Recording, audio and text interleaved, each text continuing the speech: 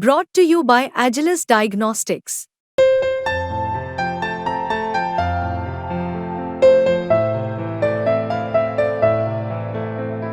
Agilus Diagnostics. नमस्कार दोस्तों, आप क्राइम तक देख रहे हैं। बात करते हैं सलमान खान की। दरअसल सलमान खान का एक बयान सामने आया है। मुंबई पुलिस को एक बयान दिया था। हम सबको पता है गैलेक्सी अपार्टमेंट पर फायरिंग हुई थी। मुंबई पुलिस ने चार्जशीट फाइल की थी। इसमें कई आरोपियों को गिरफ्तार किया था। इससे पहले उसके फार्म हाउस पर भी कुछ लोग घुसने की कोशिश कर रहे थे। उससे पहले एक खत भी मिला था। उससे पहले एक ईमेल आईडी पर धमकी भरा ईमेल भी आया था। कहने का मतलब यह है कि पिछले काफी समय से अगर देखा जाए तो लॉरेंस बिश्नोई या उसके गुर्गे ये हरकत कर रहे हैं, ऐसा सलमान खान का कहना है, जो स्टेटमेंट सामने है। सर, किस तरह से देखेंगे स्टेटमेंट को? भाई, सलमान खान को अभी तक जो इन्फॉर्मेशन मिली, जो लेटर्स मिले, जो धमकियाँ मिली, जो ईमेल मिले, और इसके अलावा जो लॉरेंस ने कई बार, कई जगह पे, कई मौक़ों पर ये बात दोहराई है कि हम सलमान को मार के रहेंगे। तो इन सारी चीज़ों को वो सलमान खुद भी अब उसको आपस में जोड़ के देख रहे हैं। और हो भी सकता है, बिल्कुल सही बात हो, सलमान को जो इन्फॉर्मेशन मिली हो, क्योंकि वो उनकी इन्फॉर्मेशन का सोर्स पुलिस हो सकता है ना, क्योंकि उनकी अपनी कोई तो स्पाई है नहीं एजेंसी। वो पुलिस के ज़रिए उनको जो सोर्स से पता चला होगा, या उनको और किसी के मार्फत से पता चला, पत्रकारों के ज़रिए पता चला होगा। तो हो सकता है कि जो इन्फॉर्मेशन या जो बात सलमान कह रहे हैं वो काफ़ी हद तक सही होगी, इसमें कोई गलत नहीं है। लेकिन सर, सबसे बड़ी बात तो ये है ना कि इसकी शुरुआत अगर हम देखें तो ये तब से हुई है जब एक बार मुझे याद है लॉरेंस का एक वीडियो सामने आया था। जब वो कोर्ट से जा रहा था तब उसने धमकी दी, जीप में बैठते हुए। हाँ। उससे पहले हमने देखा कि खुद सलमान खान एक केस में फंसा और तब बिश्नोई समाज की तरफ से बहुत इसका विरोध किया गया। जब ये काला हिरन वाला मामला हुआ था जोधपुर में, एक फिल्म की शूटिंग के दौरान इन लोगों ने शिकार किया था, काला हिरन मारा था। उसके बाद से बिश्नोई समाज ने सबसे पहले सलमान खान के खिलाफ एक्शन लिया था, और उसमें कई फिल्मी सितारे, उसमें सलमान समेत कई फिल्मी सितारों के खिलाफ मुकदमा दायर किया गया था, और जिसका मुकदमा काफ़ी दिनों तक चला भी था। मगर चूँकि लॉरेंस बिश्नोई खुद बिश्नोई समाज से आता है, और उसने उसी समय जब वो नया गैंगस्टर बना था, तभी से उसने इस बात के लिए एक तरह से ओथ ले ली थी या कसम उठा ली थी कि मुझे सलमान खान को पनिश करना है या मारना है। और अपनी उस बात को वो बराबर दोहराता जा रहा है। और हो सकता है कि उसने ये सारे अटेम्प्ट भी करवाए हों, क्योंकि अभी तक पुलिस पुख्ता तौर पे ये नहीं कह पा रही है कि सलमान ने ही लॉरेंस बिश्नोई नहीं करवाया। हाँ, वो ये कह रही है कि इसमें बिश्नोई का हाथ हो सकता है। वो बार बार अपनी रिपोर्ट में यही बात कह रही है कि बिश्नोई का हाथ हो सकता है।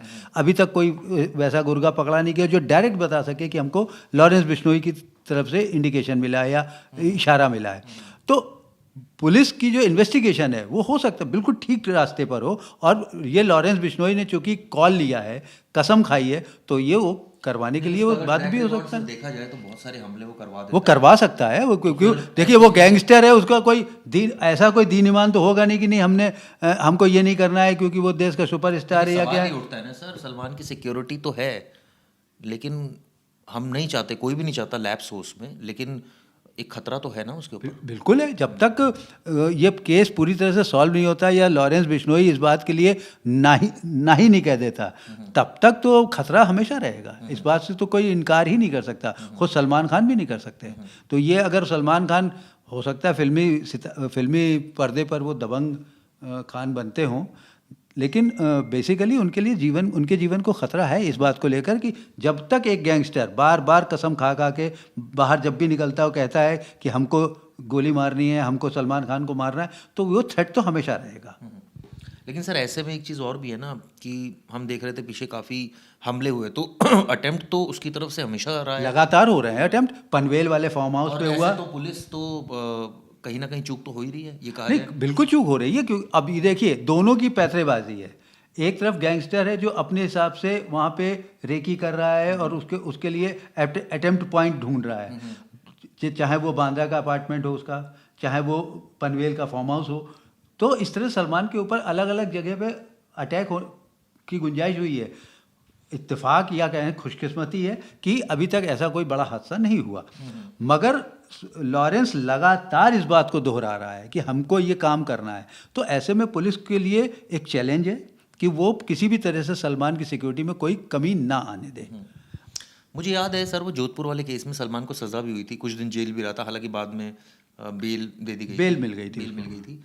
और उस वक्त काफ़ी विरोध हुआ था इस चीज़ का, और खासकर विश्नोई समाज की तरफ से तो बहुत देखिए ज़्यादा। ये देखिए वो काला हिरन वाले मामले में चूंकि एक समाज का वो आस्था की बात है, तो वो उससे उनकी आस्था को चोट पहुंची, लिहाजा उन्होंने इस बात का विरोध किया और उनसे जुड़े हुए जो तमाम लोग उनके खैर ख्वाह थे या जो भी उनके समर्थक थे उन्होंने विरोध किया। मगर ओवरऑल देखा जाए तो इसमें ऐसा सच वैसा विरोध नहीं हुआ कि नहीं सलमान खान को इसके लिए फांसी दे दी जाए या उसको कोई नहीं, लेकिन गलत एक बात तो बोली थी कि अगर सलमान माफ़ी मांग ले तो बात बन सकती है। नहीं, लेकिन अभी अगर आपको याद होगा कि लॉरेंस बिश्नोई ने जो आखिरी बार एक टीवी चैनल को इंटरव्यू देते वक्त उसने जो बात कही थी, उसने कहा था माफ़ी मांगे तब भी मैं सलमान खान को छोड़ूंगा नहीं। तो इसका मतलब ये है कि वो एक तरह से कसम खाए बैठा है, और ये हो सकता है कि चूंकि एक गैंगस्टर की अपनी एक वो होती है, कह सकते हैं स्ट्रेटजी होती है कि हम किसी भी बड़े आदमी को, बड़े नाम को अगर हम थ्रेट करते हैं तो उससे उनकी पॉपुलैरिटी बढ़ती है, उससे उनका अपना वर्किंग एरिया बढ़ जाता है। बिल्कुल ठीक कहा। खैर, हम सब ये उम्मीद करते हैं कि पुलिस बखूबी अपना काम निभाएगी।